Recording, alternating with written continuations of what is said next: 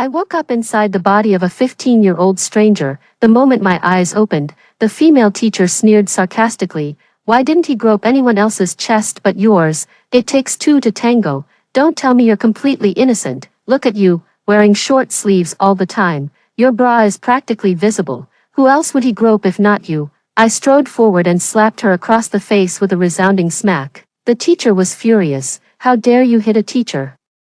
You're rebelling. I glanced at her sideways. Don't rush. It takes two to tango. Don't you have any issues yourself? Why would I hit you and not someone else? The teacher called in many school administrators, intending to expel me. I rolled up my sleeves, ready to cause a scene. I woke up in the body of an unfamiliar 15-year-old girl. As soon as I opened my eyes, I heard a female teacher sneering. Why didn't he touch anyone else's chest but yours?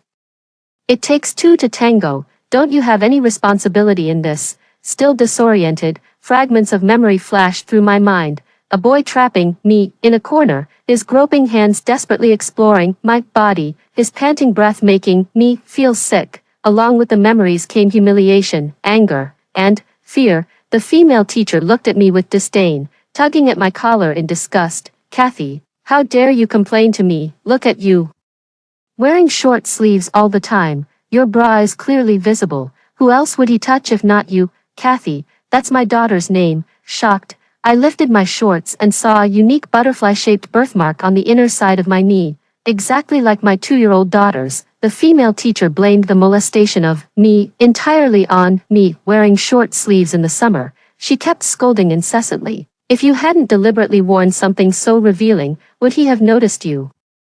No father could stand by and let his daughter be insulted like this. I strode forward and slapped her hard across the face, loud and crisp. The female teacher covered her face in disbelief, furious. How dare you hit a teacher? You're rebelling. I glanced at her sideways. Don't rush. It takes two to tango. Don't you have any issues yourself? Why would I hit you and not someone else? The female teacher grabbed a teacup from the desk and hurled it at me. I bent down, and the teacup flew over my head. With a loud crack, it shattered into pieces behind me. The female teacher was furious. How dare you dodge? I gave her a disdainful look. Was I supposed to just stand there like an idiot and let her hit me? The teacher raised her hand to strike me, but I blocked her arm and punched her stomach twice with all my strength. The female teacher let out a sharp ah and curled up in pain, clutching her stomach. I grabbed her hair, forcing her to lift her head. Tears blurred her vision from the pain as I slapped her hard across the face. Wearing short sleeves means you deserve to be groped.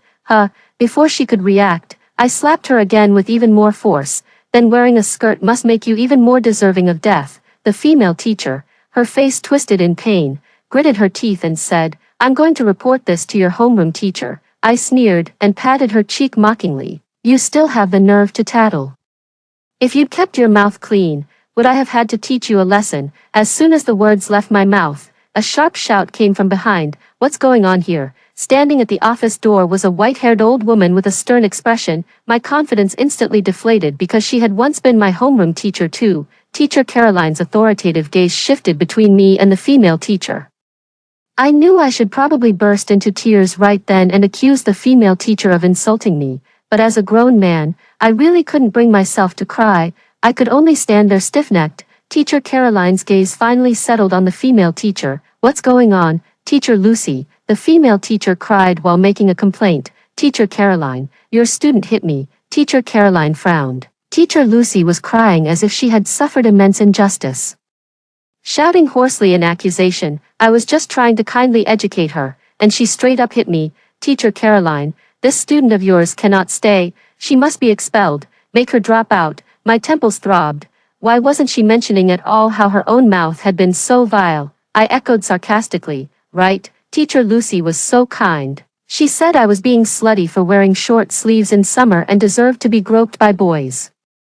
Teacher Caroline's gaze instantly turned sharp, a look I knew all too well from my school days whenever I got into trouble. Teacher Caroline's heavy gaze bore down on us. What's going on? Who touched you? I quickly explained the situation in a few words. It wasn't just me. Sam has harassed many girls in the class. Teacher Caroline's face darkened completely. Teacher Lucy said unwillingly, Sam is a good student. Maybe it was an accident, but Kathy must be expelled. Either she goes or I do. I couldn't help but let out a cold laugh. Teacher Lucy suddenly fixed her gaze on me. Teacher Caroline interrupted. Kathy, you go back first. Teacher Lucy disagreed. Teacher Caroline, you can't cover up for. Her dissatisfied voice trailed off under Teacher Caroline's stern gaze. Without saying a word, I turned and walked out of the office. Just as I reached the classroom door, I heard Sam's exaggerated, loud voice. Lily in our class has the biggest boobs, and Kathy's, heh. Hers feel the best. A wave of nausea surged through me again, bringing with it a few fragmented memories. Sam would suddenly grope my chest when passing by, then proudly announce to all the boys in class. I touched Kathy's breasts, so soft, leaving my daughter alone, humiliated and furious, with nowhere to hide. There were many more memories like this, causing my daughter to feel terrified and sickened whenever she heard his voice. I clenched my fists, feeling the urge to kill that little bastard. Sam was still blabbering away in the classroom, making the girls' private matters his highlight topic. I couldn't take it anymore, hearing my daughter's name come out of his mouth, so I kicked the classroom door open, with a loud bang. The gaze of the entire class was fixed on me. Sam also stopped talking and turned to look at me. I flashed him a mischievous grin. The atmosphere in the classroom grew inexplicably tense, and the students all sensed something unusual. I took long strides to build momentum, rapidly closing in on him. Sam was slow to react. Standing up to flee, I launched a flying kick straight into his chest. He was sent flying backward, slamming into the wall and unable to get up. I grabbed him by the collar and delivered 2 brutal punches to his face, sending blood splattering instantly. The female classmates around screamed in fear. I went all out on Sam, throwing over a dozen punches in one go.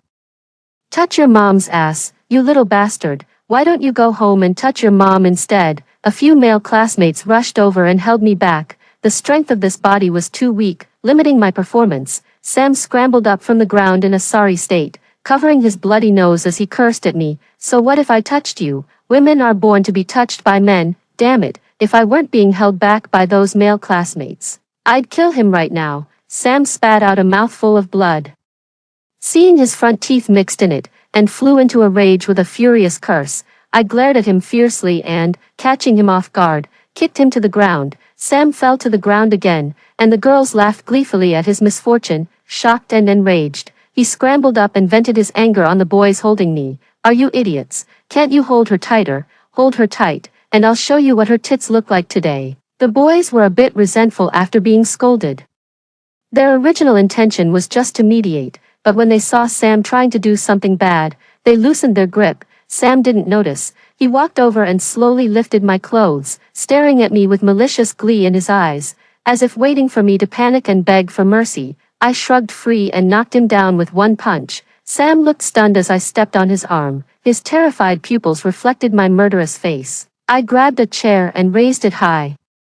A female classmate kindly shouted a warning. The teacher is coming. I heard the sound of hurried footsteps. A look of saved surprise flashed in Sam's eyes. I gave him a sinister smile and smashed the chair down hard on his hand. He let out a sharp scream of pain. Teacher Caroline arrived first, followed closely by Teacher Lucy and the dean. She saw Sam lying on the ground, and with blood splattered all over my face, her voice trembled slightly. Kathy, what have you done?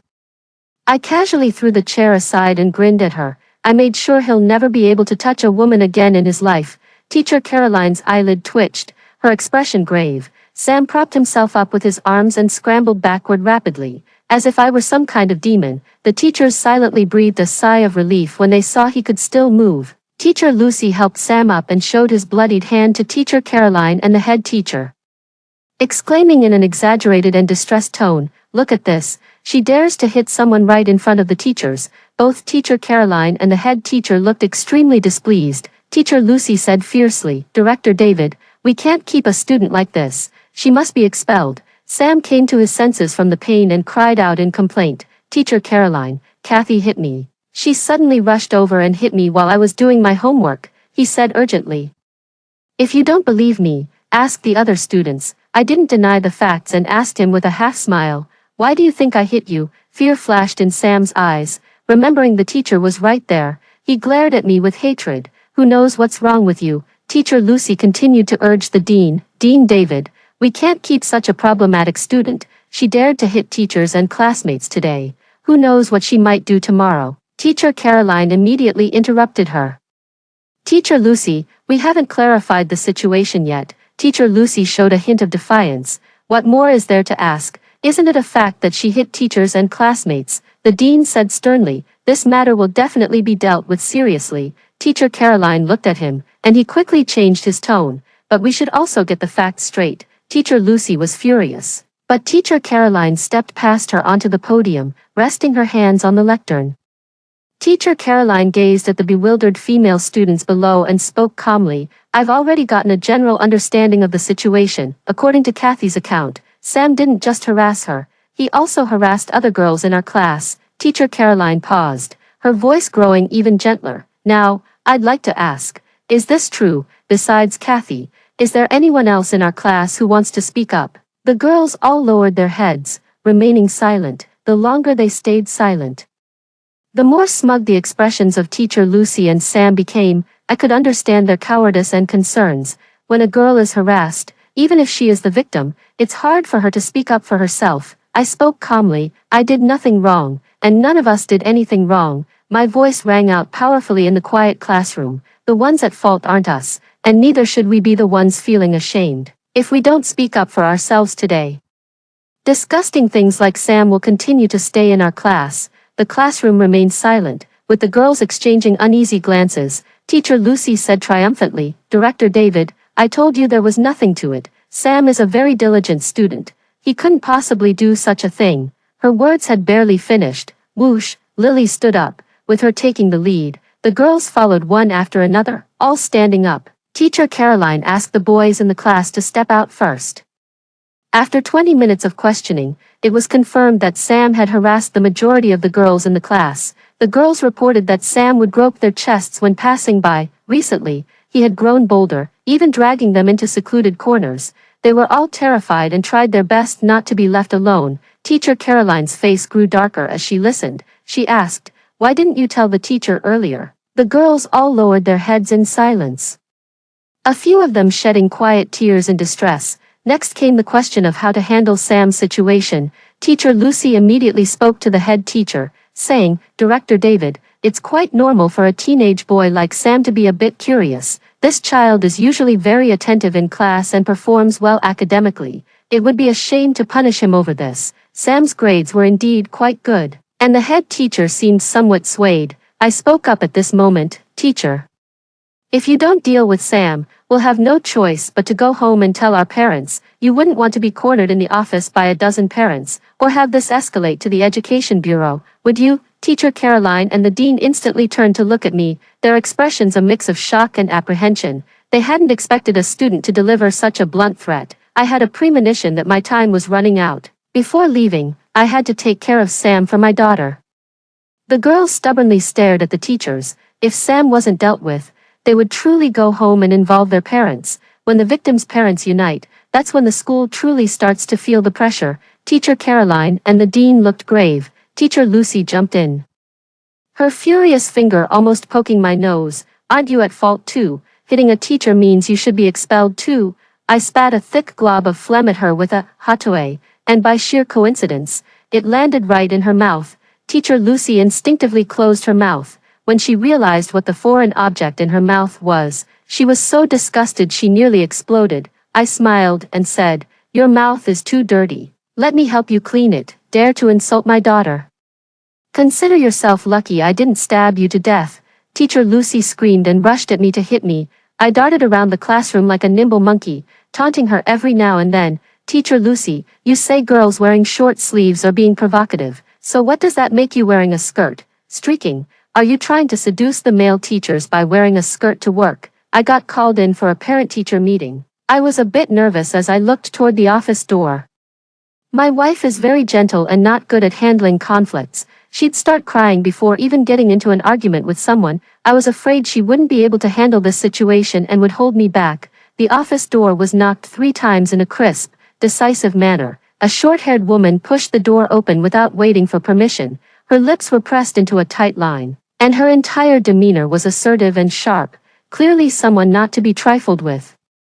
Staring at her familiar yet unfamiliar face, I felt as if struck by lightning. How had my gentle and virtuous wife from memory turned into this? In the office, Sam's mother was throwing a tantrum. What's the big deal about touching her? It's not like he raped her. She didn't lose a piece of flesh or suffer any real harm. Why should my son be expelled? And why are you saying my son did it on purpose? Everyone moves around during break time. Isn't it normal for kids to bump into each other?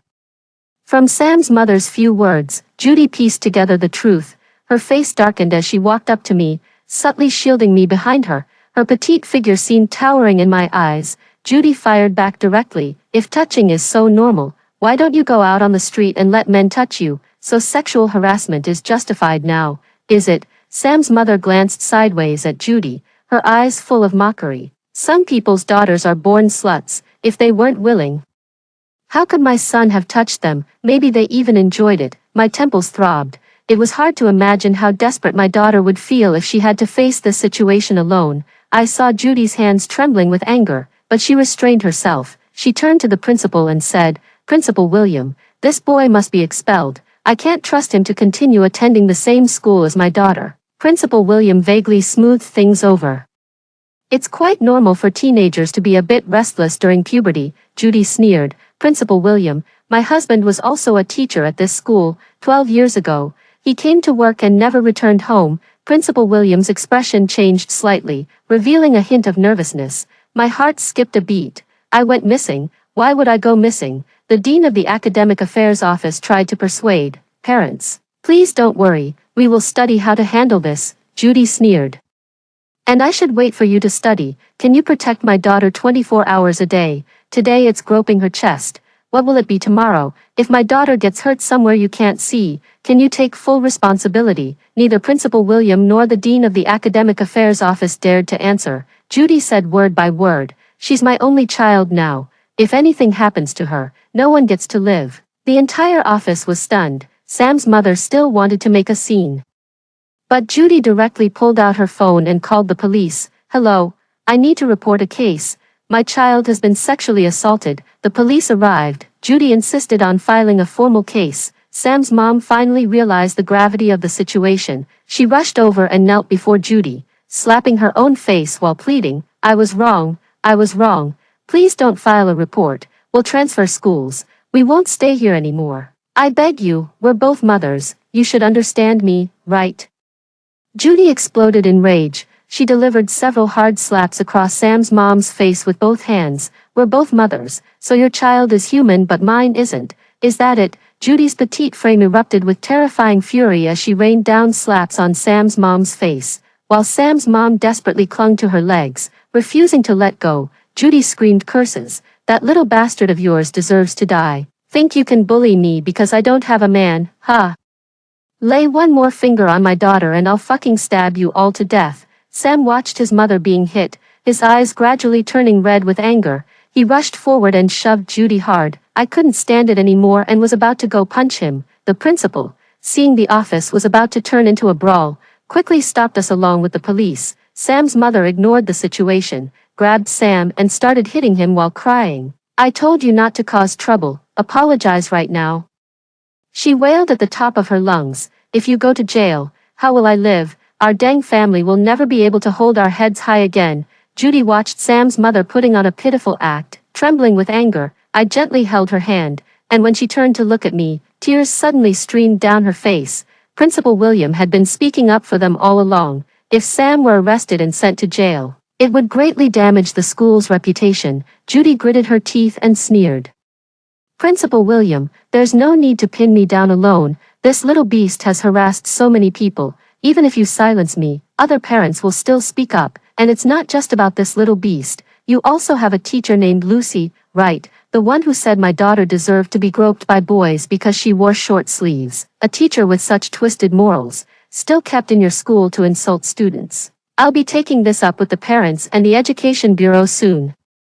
Judy locked eyes with Principal William, their gazes locked in a silent battle of wills. A moment later, Principal William closed his eyes briefly. "We will dismiss Teacher Lucy." Teacher Lucy shouted indignantly, "Why dismiss me? She hit a teacher. Why isn't she being expelled?" Principal William had no desire to argue further. "Teacher Lucy, you don't need to come in tomorrow. Teacher Lucy tried to make more of a scene but was dragged out by the head of the academic office, faintly.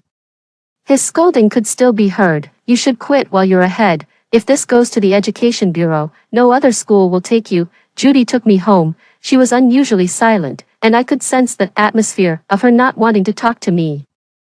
12 years later, we still live in the old house near the market. The exterior walls of the house have aged considerably. The furniture hasn't been replaced, though some new appliances have been added, making it feel both familiar and slightly unfamiliar. Judy threw her bag onto the sofa and went straight into the kitchen to cook, resigned. I picked up her bag and hung it on the coat rack, then tidied up the messy clothes scattered around the living room.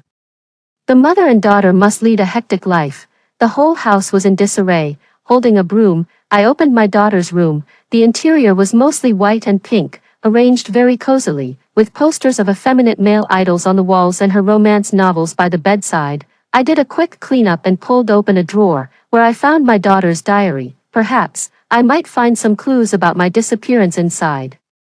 I had a seemingly justifiable excuse, wanting to understand my daughter 12 years later, and reading her diary was the quickest way. My daughter's diary was locked, but I managed to open it with just 2 pokes of a pencil. XX year, June 13th. Mom got angry with me again. Why does she always take it out on me? I'm not her punching bag. If I could choose, I wouldn't want to be born into this family either. The daughter's handwriting pressed deeply into the paper. The sharp strokes at the ends of the characters revealing her emotions. My hand trembled as I quickly flipped through a few more pages. Her diary was filled with resentment toward Judy. I turned to the earlier pages, and finally, my daughter mentioned me in the first few entries. XX year, January 3rd. You always cause trouble right before the new year, with such a terrible temper. No wonder Dad left you for another woman. If you didn't love me, why did you give birth to me? Why drag me down? I'd rather be an orphan than your daughter. My heart jolted. Was the reason for my disappearance an affair? No, impossible. I know myself. I'm someone with a strong sense of family responsibility. I would never abandon my wife and daughter for anyone. The diary in my hands felt as heavy as 1,000 pounds, and I could barely hold it steady. If I hadn't gone missing, their lives would never have turned out like this. After much deliberation, I leaned over my desk and wrote a letter to my daughter. Dear Kathy, hello, I am your dad. That sounded a bit odd, so I tore it up and started over. Hello, my precious daughter, I am your father. Well, your father from 12 years ago. I'm sorry for reading your diary. I want you to know that I love you and your mom very much. You and your mom are the most important people in the world to me, and I would never abandon you two for anyone else. This is beyond doubt. After much hesitation about my daughter's experience, I finally wrote on paper.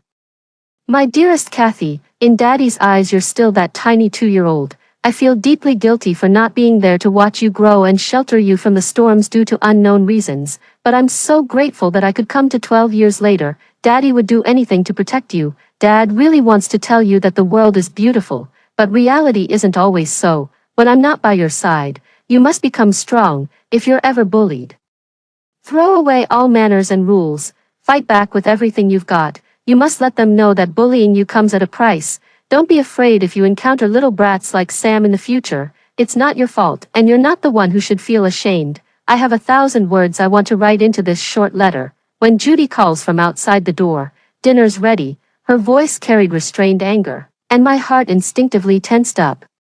It seemed the relationship between mother and daughter was indeed very strained. The dining table was set with a simple meal of 2 dishes and a soup. Judy held her bowl, eating with her head down, not even glancing at me, holding my chopsticks carefully. I asked her, Mom, why is Dad gone? Judy slammed her chopsticks on the table and stared at me silently. For a long time, my scalp gradually tingled as I realized I might have touched on a forbidden topic. Judy flipped the dining table over in one swift motion, screaming hysterically at me, You just can't go a single day without making me miserable, can you? I finally caught a glimpse of the mother described in my daughter's diary and couldn't help but frown. Why can't you just talk to Kathy properly? Judy froze for a moment, staring at me in shock. I was about to lecture her when my vision went black, and my body collapsed. It felt like a dream, the moment I woke up. Regret lingered in my heart for a long time. I opened my eyes, and Judy, with her long hair, was lying beside me, gazing at me tenderly. She said softly, Awake. I froze for a moment, then hugged her tightly. Honey, I love you, Judy snapped out of her daze, as if making up her mind, and asked me, then who is that treasure in your phone? Huh? What treasure? Judy was furious. Stop playing dumb. Who is that precious girl in your phone? I laughed out loud and handed her the phone directly. Letting her make the call, Judy hesitated as she looked at me, slowly dialing the number. A rough male voice answered on the other end. Hey, Lao Chen. Judy immediately hung up, her fists rapidly pounding on me. Are you crazy? You named a man, baby. I collapsed onto the bed laughing. He's my classmate. His surname is Benson and his given name is Anthony. That's literally his name. The misunderstanding was cleared up. And Judy hit me again, calling me to get up for breakfast. Daddy, I pooped. A little figure appeared at the door. 2-year-old Kathy had pooped her pants and was now running straight toward me. Her old dad, with clear intent, holding my sweet-smelling, no, stinky, soft little daughter in my arms. The thought of her being harassed by Sam 12 years later made my fists clench again. Damn it, too bad I didn't finish off that little brat. After I cleaned up and dressed my daughter, Kathy immediately left me to hug her mom. She pressed her face against Judy's and said, Mommy. There's a fairy sister living in our vase. Watching the heartwarming interaction between mother and daughter, I directly told Judy, let's sign Kathy up for kickboxing and long-distance running classes. If a daughter learns martial arts and long-distance running, she won't be dragged into a dark corner and assaulted. Judy frowned, her face full of disapproval. What's the point of a girl learning martial arts? She should learn dancing instead. It'll make her figure and demeanor more elegant when she grows up. I objected. What good is elegance? There are so many bad boys out there. Our daughter needs to learn some self-defense skills. We can't watch her 24/7. Let's sign her up for martial arts and long-distance running. Fight if she can, run if she can't. I turned to ask my daughter, how about it, Kathy? Kathy hugged Judy's neck. Laughing with her gap-toothed grin showing, Judy thought for a moment and agreed. 2-year-old Kathy loved to sleep on my belly. Since her February fussies, she had developed a special fondness for my stomach. Only by lying on it could she fall asleep. Now that she's growing bigger, this old father is gradually finding it hard to bear her weight. Judy smiled as she looked at our daughter's sleeping face and whispered to me, let her sleep on her own, she's almost 3 years old. And it's not good for her to keep pressing against you. I gently touched our daughter's little face, thinking of the future child who would be filled with resentment toward her parents, and felt a pang of reluctance. Let's wait until she's a bit older, don't say anything more, you might wake her. With the lights off in the bedroom, my thoughts grew clearer in the darkness. From the clues in my daughter's diary, I learned that I went missing this year.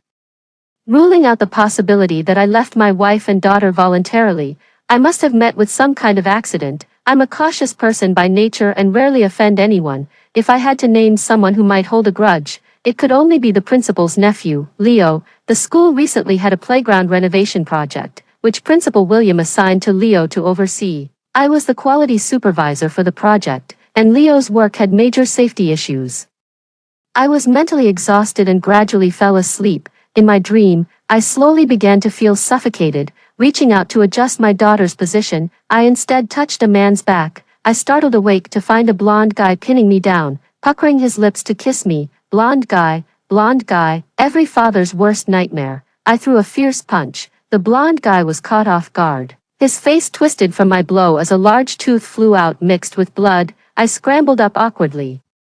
Looking around in shock and confusion, the dimly lit private room flickered with hazy lights, the large screen playing an incomprehensible love song, while the coffee table was littered with messy liquor bottles. The blonde guy staggered 2 steps before steadying himself, glaring at me in shock and fury. Kathy, are you out of your mind? You fucking bitch. You came onto me and now you're backing out. Huh? He spat on the ground, his greasy gaze crawling over me as he panted heavily.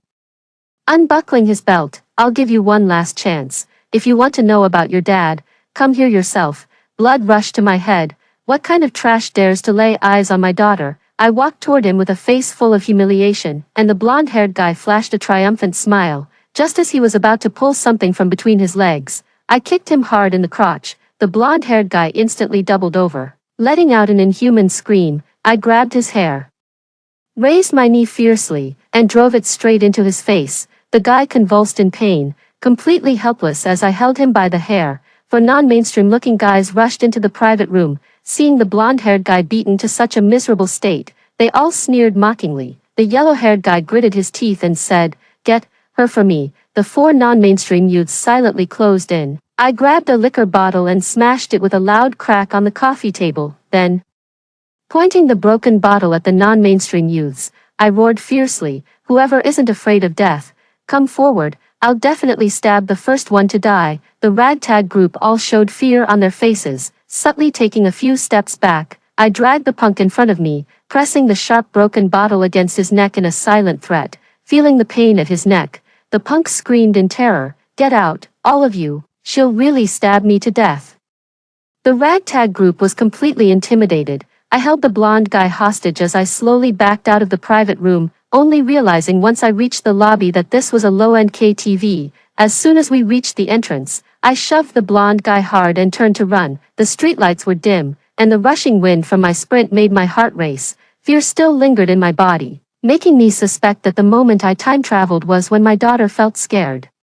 I didn't dare to stay outside any longer and ran all the way home. The lights were on in the house, and I could faintly see Judy moving around inside. As I went upstairs and opened the door, while bending down to change my shoes, I noticed an extra pair of black men's leather shoes by the entrance. My heart skipped a beat. The voices from the living room also reached my ears. A man said, "If you had been with me earlier, you wouldn't have suffered so much all these years." I pressed against the wall and slowly peeked out. A heavy-set man sat with his back to me, his arm draped over Judy's chair, leaning toward her. It was an aggressive posture. Judy took a slight step back, forcing a smile as she poured him a glass of wine. "Leo, have a drink. I cooked pretty well today. Give it a try." The man's gaze lingered on Judy as he teased with a smirk, pouring me wine so eagerly. "Aren't you afraid I'll get drunk and something might happen between us?" Judy's smile was barely holding up. "Leo, stop joking. Have some food. Your wife is waiting for you at home after this." The man suddenly turned hostile, slamming the table in anger. "Judy, don't push your luck. Your daughter has sent letters to the police station how many times? I've got connections. If you don't want your daughter to suffer, you'd better behave." Judy's face turned pale in an instant, both because of the man's words and because she saw me, with tear-filled eyes.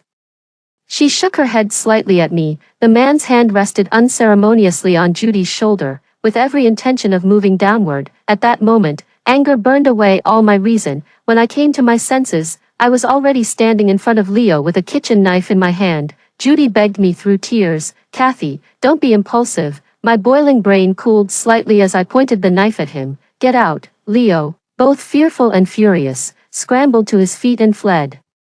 Only when he reached the door did he dare to turn back and threaten, "You just wait." The loud slamming of the door made the entire house tremble. Judy's stiffly held back finally gave way at that moment, and she crouched down, wailing uncontrollably. My heart was instantly filled with a sour ache. I wanted to comfort her, but as soon as my hand touched her shoulder, she reacted violently, slapping it away. "Why can't you just behave?" Judy, completely broken, gripped my shoulders and demanded, "Why do you always have to cause trouble? Your dad is already gone. I can't lose you too. Do you understand?" I was speechless. I had just uttered a single word when Judy pushed me into the room, saying, "You're not allowed to go anywhere during this time." I was locked in my daughter's room by Judy. My daughter's room had changed dramatically.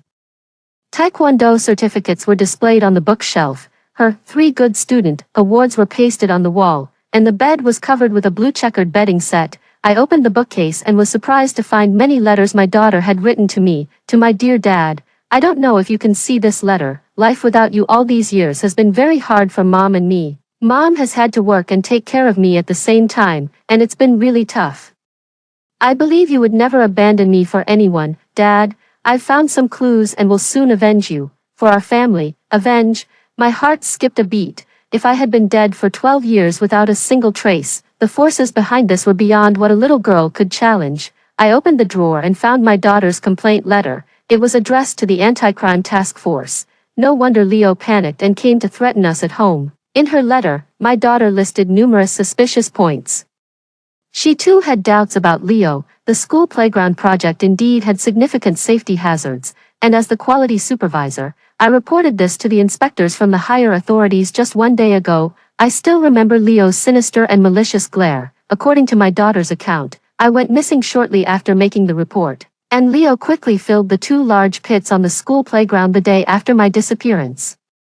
My daughter suspects that I was buried beneath the school playground. She pleaded with the anti-gang task force to excavate the playground, so that my remains could see the light of day again. My heart raced as I held the letter. Could I really have died under the school playground? Beep, beep, beep. The window was knocked rhythmically 3 times. I immediately pressed myself against the wall with caution, holding a stool as a defensive weapon, and demanded in a low voice, "Who is it?" A male voice replied, "Me." He didn't give a name, just said, "Me," indicating he was very familiar with his daughter and confident she would recognize his voice. I slowly walked to the window, opened a crack, and saw a teenager clinging to the fire pipe, straining to lean halfway out. "This is the 3rd floor," the boy anxiously said. "Hurry up and give me the letter. I'll mail it for you." I froze for a moment, then suddenly realized he was talking about the whistleblower letter to the anti-gang crime task force. I remembered Judy breaking down in tears, her hand raised several times only to be pulled back behind her. No, my throat felt as if it were being gripped, unable to make a sound. My body was stiff, as another consciousness awakened within me. My daughter's firm voice rang in my ears. "Dad, you can't make decisions for me. Why can't I make decisions for you? Why can't you just listen and stay away from dangerous things?" My voice couldn't come out. I was ejected from my daughter's body by her consciousness. 15-year-old Kathy blinked while standing still, then said to the boy outside the window, "Go down first. I'll come with you." The boy outside the window responded and slid down the fire escape pipe. Kathy packed up the letter of complaint, glanced in my direction, and then climbed onto the windowsill without looking back. Sliding down the fire escape pipe, I rushed forward to grab her. "Come back here, it's dangerous." Yet my hand passed right through my daughter's body. Kathy reunited with the boy, and their running figures vanished into the night. I looked at my hands in disappointment. My daughter no longer needed my protection. The anti-crime task force arrived. Large excavators rumbled into the schoolyard, digging hole after hole on the playground. A massive pit was dug in the playground. With the excavated soil piled high to one side, the atmosphere in the air was unusually heavy. I stood beside Judy and Kathy in my spirit form. Judy looked panicked, her eyes fixed on the large pit. Suddenly, she turned to Kathy and said, "Maybe you should run. If your dad isn't dug out, they'll definitely come after you." Kathy stared at the pit and said firmly, "Dad must be in there." Suddenly someone shouted, "It's out." The crowd quickly gathered around the pit. I squeezed in with the mother and daughter, only to see a man's skeleton half buried in the dirt, the watch on its wrist looking all too familiar. My skeleton had been dug up from the playground, brought back into the light of day. The investigation progressed quickly. The murderer was indeed Leo, and I had a feud over the quality of the playground construction. He took advantage of my unpreparedness, killed me, and buried me in a deep pit after committing the murder. Leo immediately sought out Principal William. Principal William helped pull some strings, and Judy's police report was dismissed without investigation. From then on, my disappearance remained an unsolved mystery for those 12 years. If not for my daughter's relentless pursuit, my remains would never have seen the light of day again. Leo was sentenced to death. Principal William was imprisoned. All public officials involved in facilitating connections for the case were dealt with according to the law. I am very satisfied with this outcome. In my spiritual form, I have accompanied Judy and Kathy for many years. Though they cannot see or hear me, it doesn't stop me from happily staying by their side. The only thing I'm not quite satisfied with is that my little cotton-padded jacket has grown up and gotten married. Her husband is that same stinky brat who used to climb through the window. At the wedding, both Judy and I were in tears. As I walked Kathy to that man, I couldn't help but nitpick him. "Listen here, if you dare bully my daughter, I'll slap the hell out of you." That stinky brat grinned, flashing his big white teeth. I have no more attachments, and my soul grows lighter. I feel suffocated. It's unbearable. In my dazed state, my 2-year-old daughter sat on my face and let out a stinky fart. I opened my eyes, and Judy stood by laughing. "She pooped this morning and has been waiting for you to wake up and clean her. I actually have a second chance at life." Overwhelmed with immense joy, I picked up my daughter and planted a kiss on her tender little face. "Come on, Daddy's going to wash your stinky bottom." I threw myself back into life. But just a few days later, the construction crew called me. "There's been an issue here, you'd better come take a look." I asked a couple more questions to find out what exactly was going on. The person on the other end stammered, "Anyway, it's urgent. We can't handle it, you need to come over right away." After hanging up, I watched Judy cooking in the kitchen while 2-year-old Kathy clung to her leg, begging for snacks. This was my happy life, my wife, my child, and the warmth of home. I would never let anyone ruin it. I called my reliable relatives and friends, then put on a miniature camera on my chest. Without looking back, I rushed to my battlefield, after hearing the first story above. What are your thoughts? Feel free to share your opinions in the comments section. Next, there is another similar story. Let's continue to see. A month before the college entrance exam, my mom called me in tears, saying my younger brother had blinded one of his classmates' eyes, and they couldn't afford the compensation. She asked me to come home and marry a man they had picked out, using the bride price as compensation. She said she gave birth to and raised me, and if I repaid her this once, we'd be even. I was bewildered. Why should I repay you? If you didn't want to have me, you shouldn't have slept with my dad in the first place. When I was 5 years old, my mother got pregnant. To avoid the family planning policy, she left me with my uncle to raise. But why would my uncle's family agree to that? They have twins, a boy and a girl, both now in 6th grade, just at the age when expenses start to pile up. Even though my uncle and aunt are hardworking and their family is better off than ours, taking in another child would still be absolutely unaffordable for them. My aunt firmly opposed the idea, saying she would divorce my uncle if they adopted me. My mother knelt and kowtowed at their doorstep. These days, any little commotion on one end of the street quickly draws a crowd from the other end. After all, work can wait till tomorrow, but the excitement might be gone by tonight. A group of people stood outside my uncle's house, pointing and whispering. My mother pleaded with my uncle, saying, "Just treat it like picking up a stray cat or dog, give it some food so it won't starve." She left me at my uncle's house and walked away without a second glance. No matter how harshly my aunt scolded me, she never turned back. I didn't dare follow my mother. She told me I'd better die at my uncle's house or become a beggar on the streets. My aunt wouldn't let me inside. So I sat outside their door all night, hugging my knees, looking at the round moon. I listened to the sound of my uncle and aunt arguing inside the house. How terrifying that night was, I've already forgotten. I only remember that the moon was very round and very white that night. My mind was filled with fantasies.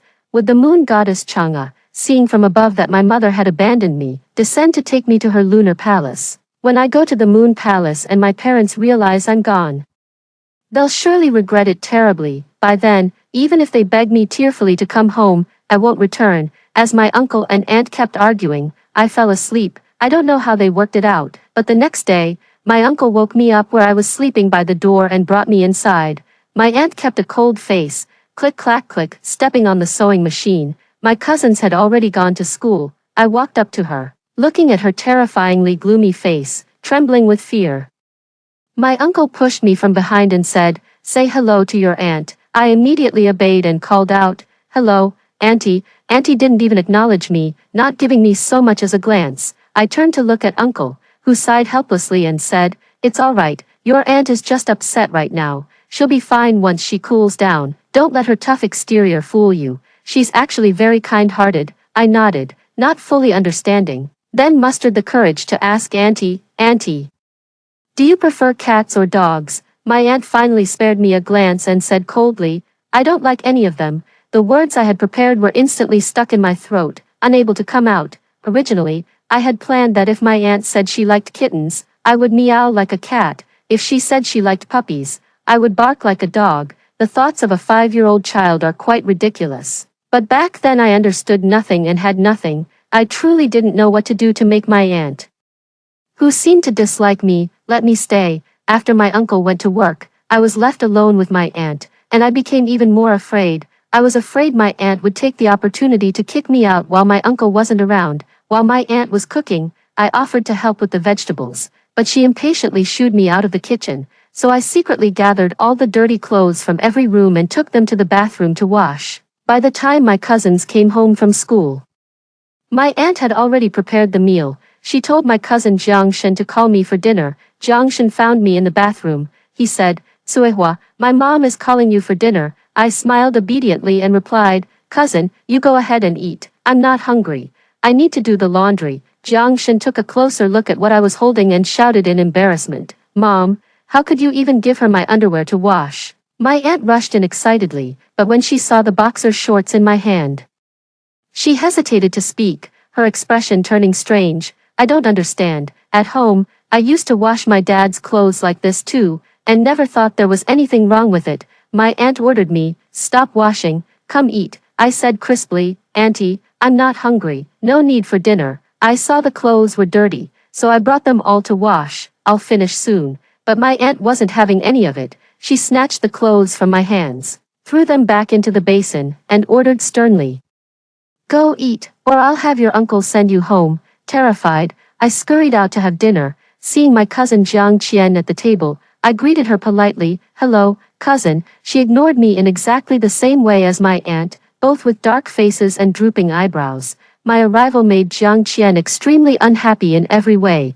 She originally had a room to herself, but now she had to squeeze in with me. Her deeply affectionate parents quarreled all night, even reaching the point of threatening divorce. She particularly dislikes me, the one to blame for all this. Embarrassed, I went to serve myself some rice, then worried I'd taken too much and scooped half of it back into the rice cooker. With my rice portioned, I picked up 3 small bok choy from the dining table and was about to go eat on the little stool. Mom said girls aren't allowed to eat at the table. My aunt asked me, where are you going? I pointed to the small stool by her feet and said, I'll sit here to eat. Auntie looked at my small bowl, her expression seemingly going through an internal struggle. After a few seconds of silence, she suddenly cursed, damn it, then got up to wash a big bowl, poured my food into it, and added another half bowl of rice. She scooped up 2 big chopstickfuls of vibrant green bok choy, a large chopstickful of golden scrambled eggs, a large chopstickful of bright yellow shredded potatoes. Then she fished out a few soy sauce-colored pork shreds from the potatoes and flung them fiercely into my bowl. Eat, sit here and eat. For a moment, I was flustered and declined, saying, Auntie, it's too much. I thought, I should try to eat as little as possible, if Auntie spent less and less on me. Perhaps she wouldn't dislike me so much. My aunt never had the patience to explain. She would only threaten me, saying, hurry up and eat. If you keep eating so little, get out and go home. I had no choice but to shovel the food into my mouth, but I couldn't stop my nose from stinging, and tears plopped into the bowl. I quickly wiped away my tears. Such delicious food shouldn't be spoiled. My aunt was a great cook. She cooks with generous amounts of oil and seasonings. Every ordinary dish, after her preparation, becomes a feast for the eyes, nose, and palate. Jiang Qian slammed her chopsticks down and scolded me. What are you crying for? You get food and a place to live, and still you cry, as if someone's bullying you. I shook my head vigorously. I'm sorry, cousin, I'm just happy. My parents didn't want me, but luckily uncle and aunt took me in, so I don't have to be a beggar. Jiang Qian fell silent. Her aunt scolded her, hurry up and eat, you're the one who talks too much. During my first week at my aunt's house, a little swallow built a nest on the balcony. My aunt said it was an auspicious sign. Thanks to the little swallow's blessing, my aunt was in a good mood. She stepped on the sewing machine, humming a song while making me new clothes. She taught me to sing. Little swallow, dressed in colorful clothes, comes here every spring. I ask the swallow why it comes. The swallow says, damn it, mind your own business. I sang along line by line. By the time I learned the song, the clothes were ready. My aunt asked me to try it on. She made me a patchwork coat using leftover black and white fabric from other people's clothes. At first glance, it really did resemble a little swallow. It fit me perfectly when I put it on. My aunt nodded approvingly as she watched. Just like a little swallow, if I do say so myself. Take it off, and I'll sew a pattern on it for you. I lay on the table, watching intently as my aunt magically embroidered a little swallow using only black and white threads. My aunt unfolded it to show me, looking quite pleased. What do you think? I nodded vigorously. It looks exactly like the little swallow on the balcony. My aunt snorted. Of course it does. You won't find another with skills like mine for miles around. My aunt is a highly skilled tailor, and people from the neighborhood often come to her for clothing repairs. She can earn 20 to 30 yuan a day, and at most, even 40 to 50. My aunt says that as long as she can support herself, she stands tall and doesn't need to cater to others' opinions. She believes the most important thing in life is being able to support oneself. The days of holding out my palm for help were the hardest. The next day, my aunt told me it was time for me to start elementary school. I was terrified. I knew going to school cost money, so I quickly waved my hands in refusal. Saying I didn't need to go to school and could just work at home, my aunt threatened me, saying that children who don't go to school will end up as beggars. She also said that I should go to learn knowledge and skills, and repay her the money when I grow up, so I promised her that when I grow up, I would definitely earn lots and lots of money, buy her plenty of spare ribs to eat, and give her many, many new clothes to wear. My aunt was stunned for a moment. She hadn't expected that I'd overheard her complaining to my uncle at the dinner table about how the family had no money, that she hadn't bought new clothes or eaten spare ribs in 2 years. My aunt snorted and said, "You didn't even go to kindergarten. It'd be a miracle if you didn't come back with a goose egg on your test." Hearing this, I exclaimed, "Roast duck eggs. The school lets you roast duck eggs. Next time I'll roast some and share them with everyone." My aunt couldn't help but laugh and lightly tapped my mouth, saying, "Pa pa pa, may the Bodhisattva not hear this. A child's words carry no harm." This was the first time I'd seen her smile, so I started laughing along with her. My aunt pinched my cheek and said, "You really bloom with just a little sunshine, Lu Tsuehua. Your name is too old-fashioned, wasting such a good surname. Tomorrow, have your uncle take you to register for a household name change," she asked me.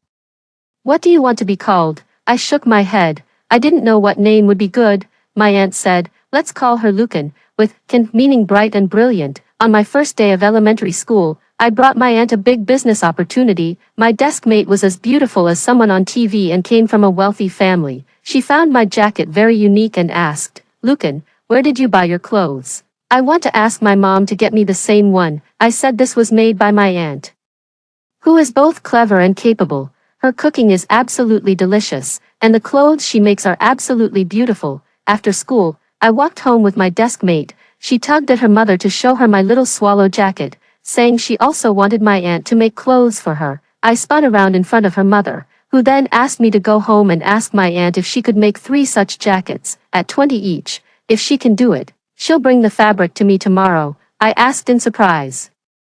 3 pieces. My desk mate's mother explained that my desk mate is the youngest of triplets. Whatever she has, the other 2 must have as well, or else they'll fight. She said, "Make 3 pieces first. If they turn out well, we'll order more from your aunt in the future." I went home and asked my aunt, who looked at me with a curious gaze, "How did you tell her?" I replied, "I just said you're the best tailor in the area, and the clothes you make are absolutely beautiful." My aunt laughed.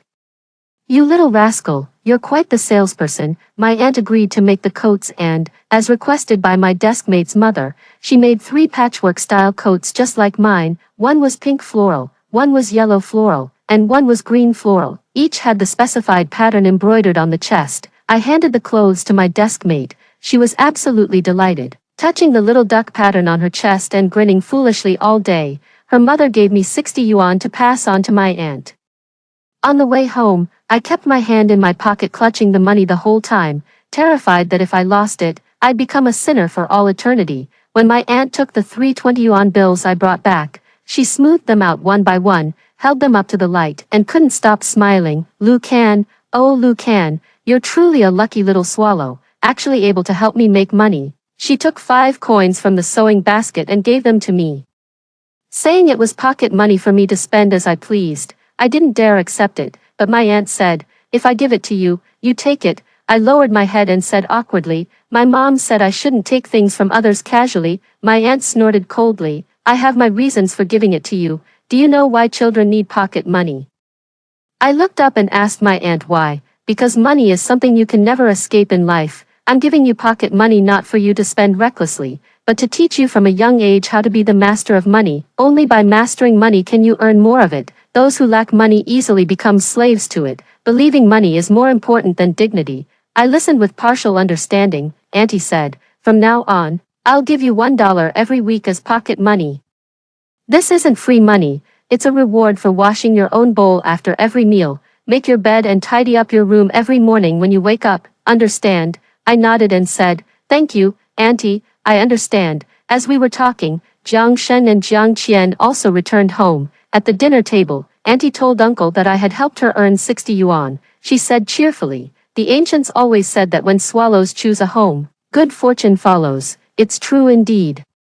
Uncle chimed in with a smile. Ken is also a little swallow who's come to live with us. Jiang Qian coldly set down her bowl and returned to her room without a word. Though I was still young, I had already learned to read people's expressions well. Jiang Qian was unhappy, so I didn't dare to be happy either. After dinner, I sneaked out of the house and then slipped back into the room, pulling out a large pudding popsicle, her favorite, from my belly and handing it to Jiang Qian, who was doing her homework. Auntie didn't allow us to eat snacks, but I always ran into Jiang Qian on her way home after eating snacks outside. She glanced at the popsicle and asked me, "Where did you get the money?" I said, "Auntie gave me some pocket money as a reward." Jiang Qian sneered and said, "I won't eat anything you buy." I handed it to her again and said, "If you don't eat it, it'll melt. That would be wasting Auntie's money." She and Auntie share the same straightforward personality.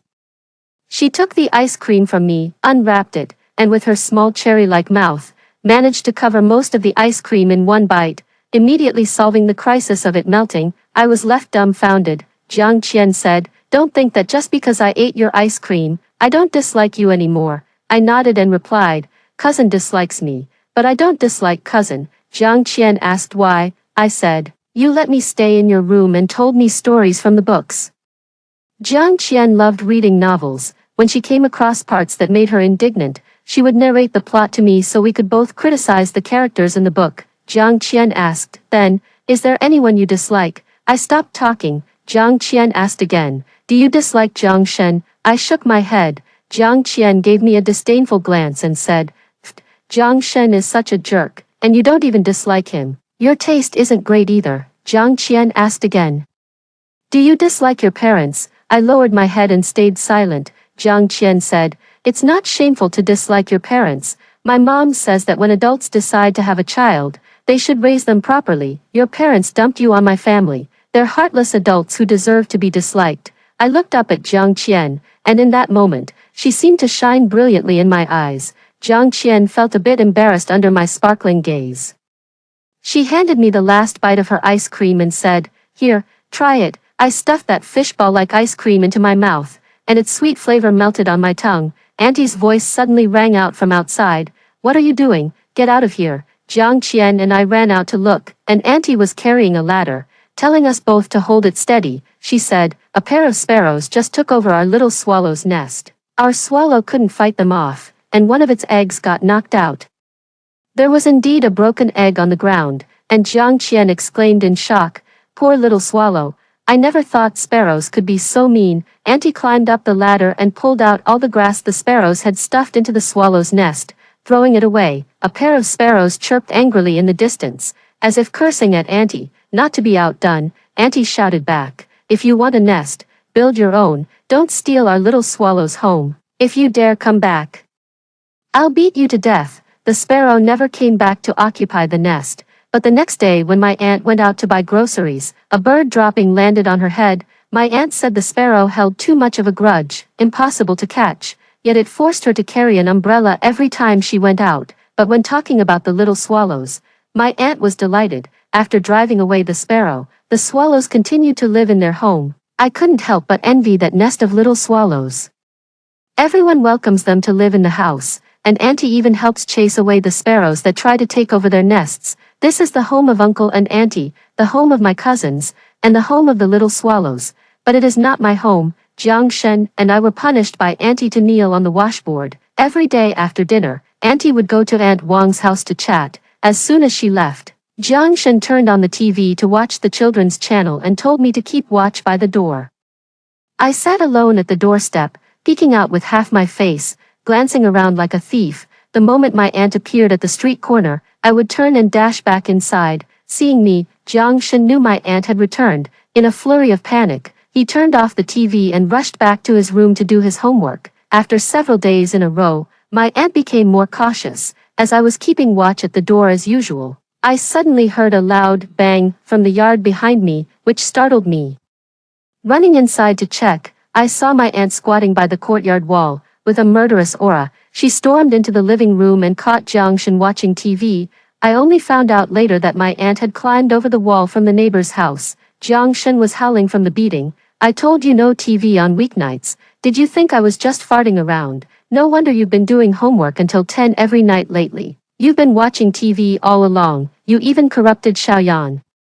Making her keep watch for you. Just wait till I beat you to death today. After who knows how long of beating, Aunt got tired and made us kneel on the washboard, Jiang Shen muttered. Xiaoyan didn't even see anything. Why does she have to kneel too? Aunt glared at me, poked my forehead hard with her finger, and said, you helped your brother do bad things, so I'm punishing both of you together. Do you accept that or not? I hung my head in frustration. I give up.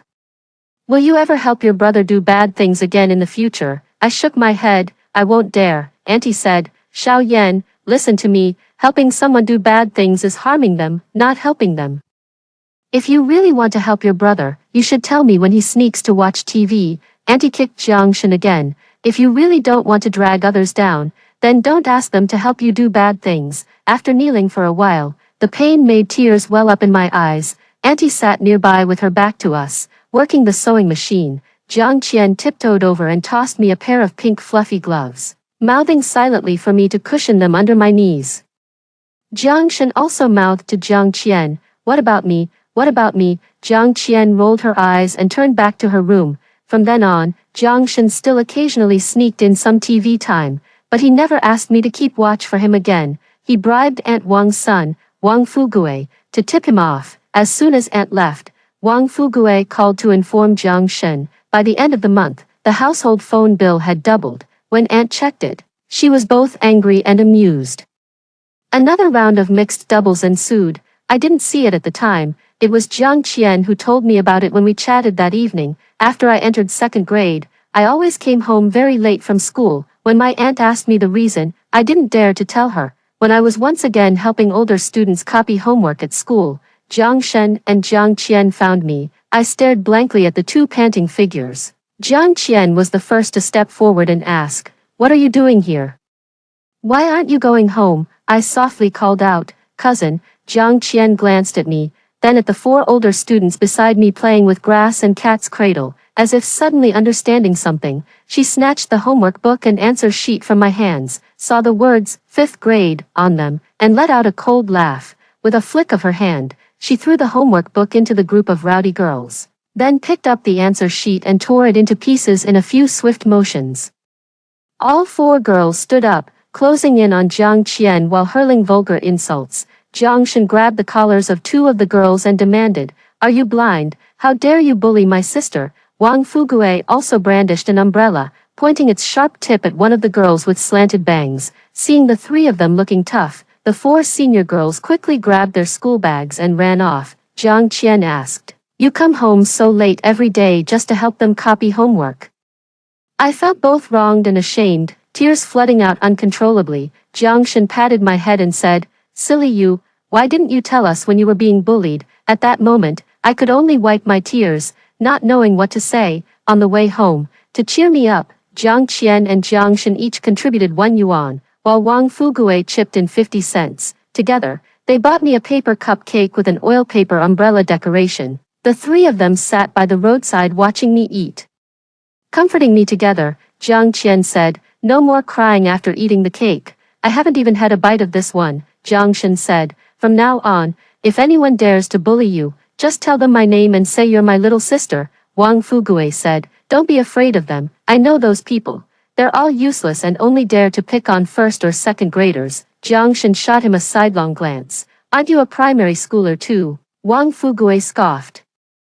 I'm already in 6th grade, halfway into middle school. Plus, I've got an older brother in 9th grade. Jiang Qian opened the tiny oil paper umbrella and stuck it into the bun my aunt had tied for me. She said, see, when it rains, you can put this on top so your little bun won't get wet. The three of them burst into laughter, and I couldn't help but join in. Jiang Shen let out a sigh of relief and reached out to pinch the flesh of my cheek. Finally, you've stopped crying.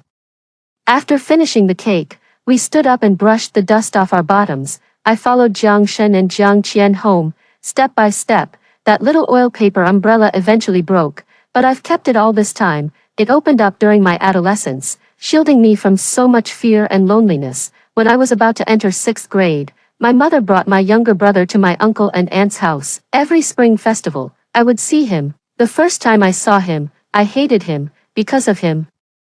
My parents abandoned me. After seeing him, I thought again, he's so tiny and knows nothing. It was my parents who abandoned me. It has nothing to do with him.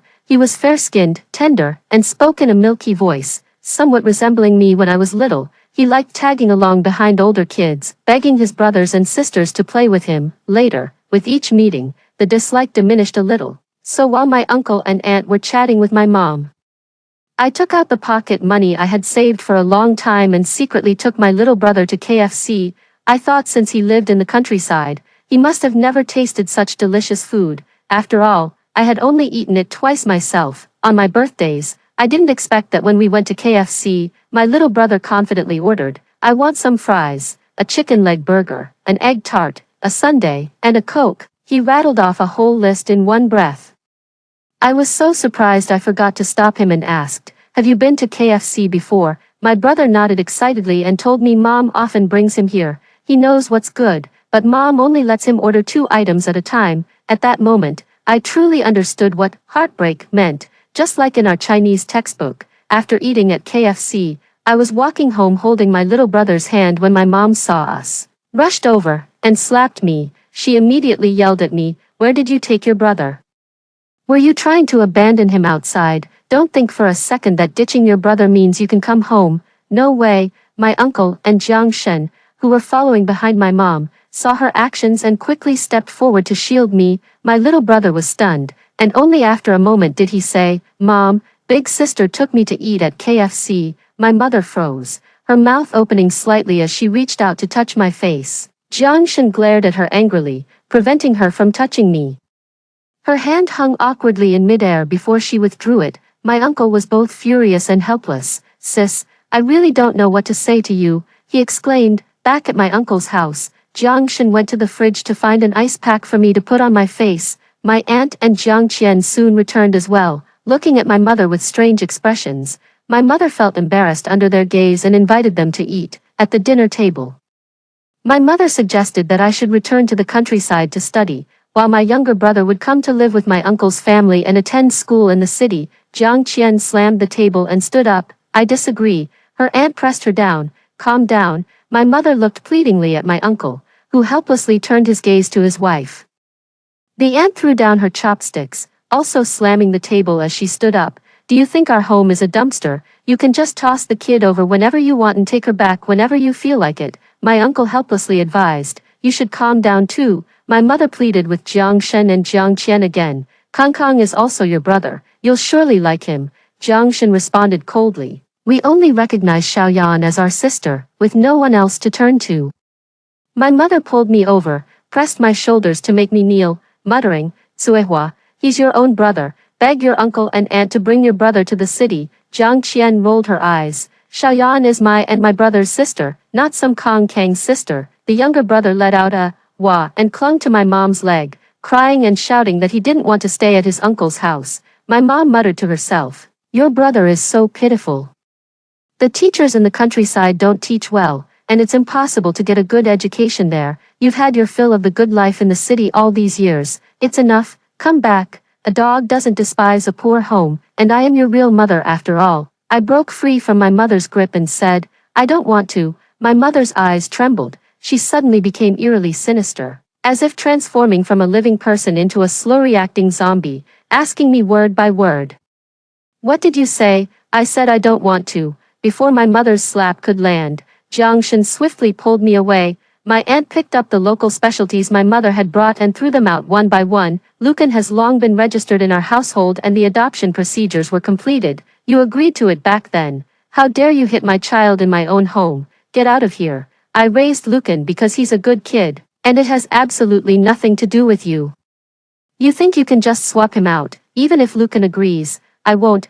Jiang Qian also tagged along behind her aunt, gleefully tossing out the local specialties my mom had brought, as well as my brother's change of clothes and daily necessities, one bundle after another. As the two of them threw things out, my uncle kept picking them up one by one and bringing them back inside. My aunt found out and scolded my uncle. "You dare pick that up again and see what happens." Jiang Shen, afraid my mom would take me away, called Wang Fugue and said he wanted to send me over to hide for a while. In no time, chaos erupted at my uncle's house. Despite being swamped, my aunt still managed to spare 2 yuan for Jiang Shen and me, telling us to each buy an ice cream at Aunt Wang's little shop. She said they'd call me back once they'd dealt with my mom and warned me not to wander off. Just stay at Aunt Wang's and watch TV. I had just started eating a popsicle with Jiang Shen at Aunt Wang's little grocery store when my aunt called to tell us to come home. My mom had already left. My aunt was watching TV while making dumplings. Seeing me enter timidly, she called me over and asked, "Do you miss home? I mean your parents' home?" Tears instantly streamed down my face as I shook my head and said, "No." My aunt sighed, went to the kitchen to wash her hands, then came back to wipe my tears. "Xiaoyan, I know you don't want to go back. I just want to tell you that from now on, your uncle and aunt's home is your home. No matter what your mom says to you, just ignore her." Seeing that I was listening attentively, my aunt continued, "Your brother and sister, one's a mischievous monkey, the other's as stubborn as a mule. Though they give me more headaches, I still hope you'll learn a thing or two from them. Being too sensible isn't good. It makes you an easy target for bullies." I nodded silently. My aunt wiped away my falling tears with the back of her hand and said, "Look at you, since you were little, you've never dared to cry out loud. Sometimes, parents are the ones who bully their children the most. Your mother is like that. I know you're a precocious child.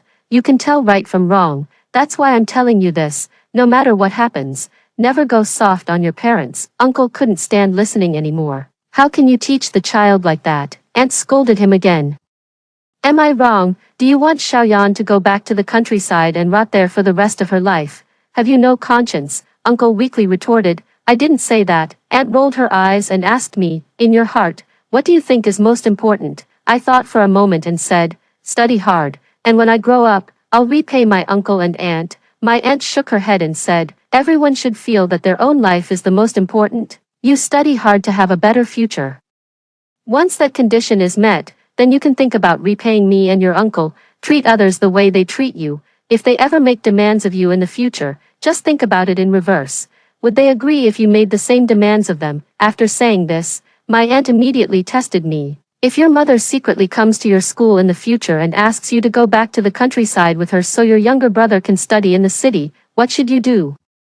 I tentatively answered, "Refuse her." My aunt nodded approvingly. "Smart. If your mom ever tells you that since she gave birth to you, all the money you earn in the future should go to her, what should you do?" I replied solemnly, "Refuse her." After repeating the emphatic "refuse her" over a dozen times, my aunt was satisfied, while my uncle let out a sigh. Since being driven away by my aunt, my mother hadn't visited my uncle's house for several years. At first, my uncle would still urge me to go home for the new year, but after being scolded by my aunt a few times, he stopped persuading me. Days passed slowly. From the occasional remarks of my uncle and aunt, I heard that my younger brother was being spoiled beyond measure. He started failing exams in elementary school, never did homework, and our parents were called to school every day. As soon as he entered middle school, he began getting into fights with a group of troublemakers.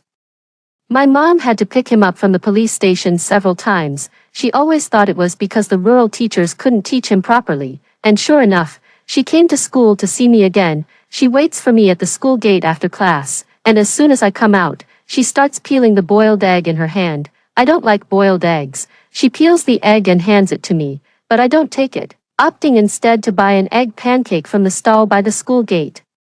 After starting high school, my pocket money increased to 10 yuan a week, and I occasionally bought a 1 yuan egg pancake. Today, I suddenly felt like adding a sausage, so I paid 2 yuan. My mother's eyes turned sharp as she asked me where I got the money. "Did you steal it?" I said it was pocket money from my aunt.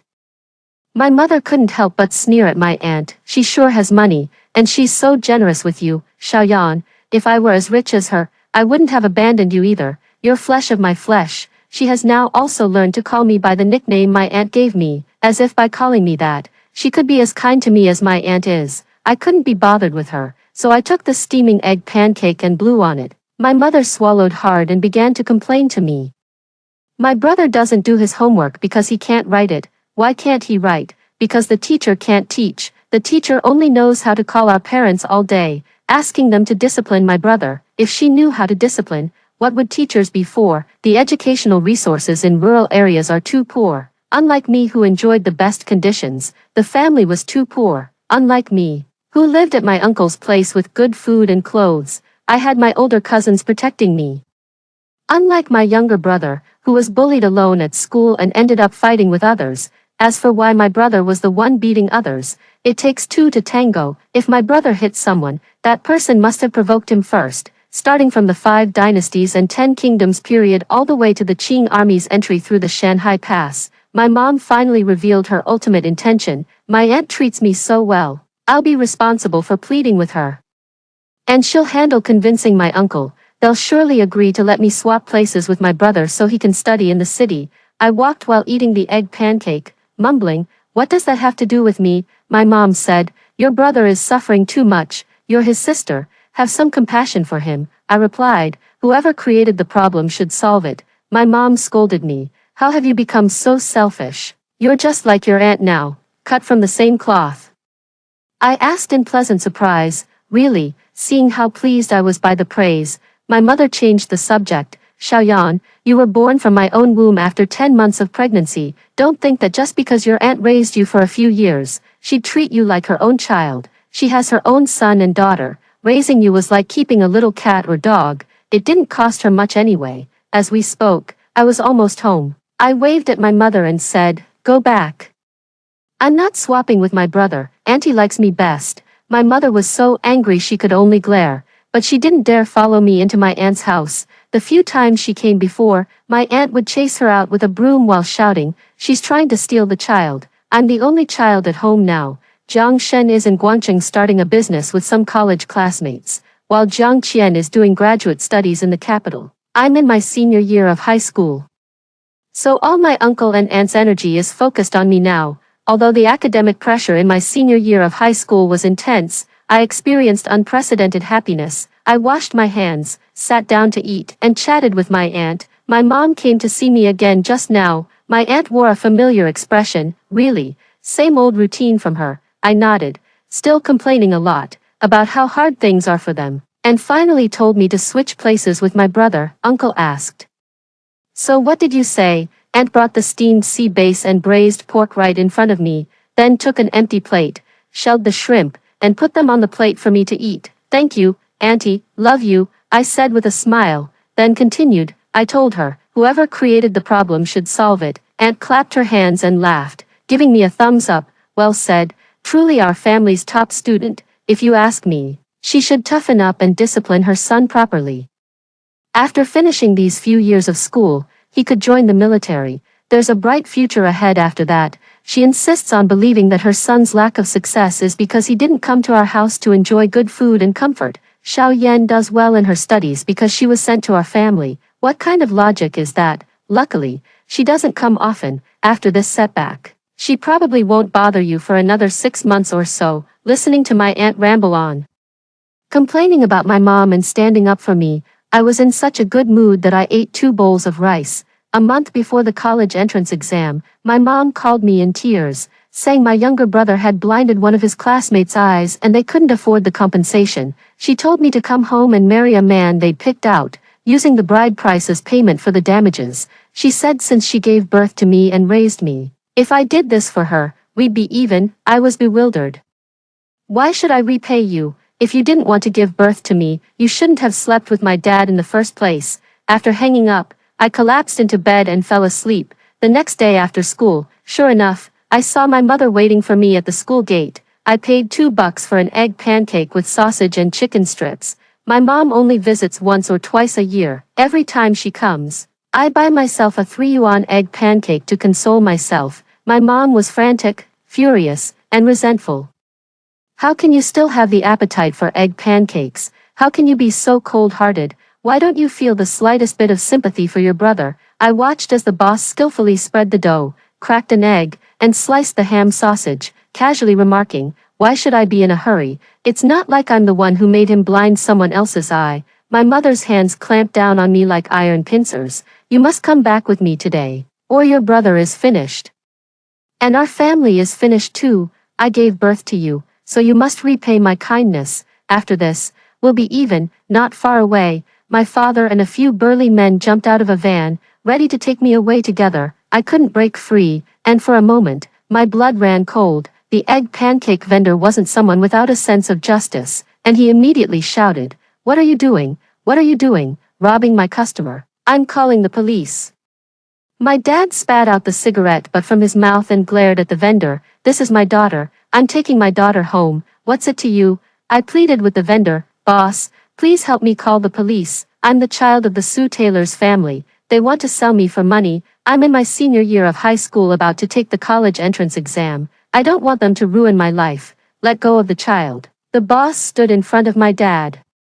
And the security guard at the school gate came over to see what was happening. No matter how much my mom pleaded, the boss refused to release me, telling her to take it up with the police. When my uncle and aunt came to the police station to pick me up, I threw myself into my aunt's arms and burst into tears. My aunt stroked my back and comforted me, saying, it's okay, from now on, your uncle and I will pick you up and drop you off every day. We never imagined before that my parents would go to such lengths. The whole group of them were detained for 3 days. After they were released, my parents even paid a large sum of money in compensation to the men who had come to help. My younger brother, unable to pay the compensation, ended up in a juvenile detention center later. My uncle and aunt indeed worked from dawn to dusk to pick me up and drop me off.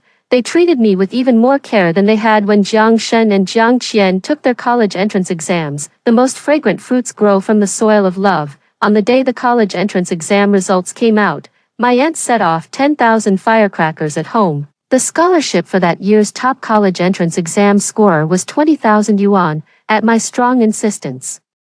I replaced my aunt's sewing machine with a Butterfly brand one. I also replaced my uncle's bicycle with a new Sunra electric scooter. Jiang Shen and Jiang Qian called to congratulate me. Wow, I never thought you'd be the first among us to make big money. Where's our gift? Xiaoyan, you know what I like best, right? I've already bought the train ticket home. I replied with a smile. It's already here. I'll hide it later, and if you can't find it, you won't get it. The laughter and scolding on the other end of the phone were completely drowned out by the deafening sound of firecrackers. From now on, my path ahead is bright and brilliant. After hearing the 2 stories above, what are your thoughts? Feel free to share your opinions in the comments section. Looking forward to hearing from you. If you liked this story, don't forget to like it, share it, and subscribe to my channel. See you next time.